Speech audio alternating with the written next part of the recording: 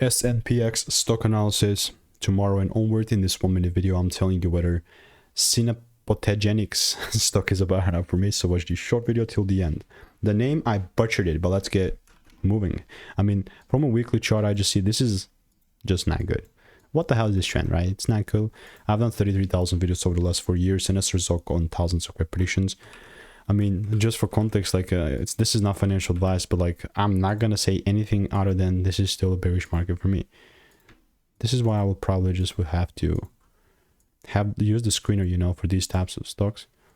Because this I just only making video because it went up 20%, which is not a great idea, right? That's my next kind of idea. Like, can this be wrong? For sure, but that's my bias. And I would really like to hear your thoughts in the comments down below and your conclusions to that. All them when simulated. If you want to make more money trading in a simple and lean way, click the first link in the description. It's a free newsletter. See you in the next one. Goodbye and enjoy.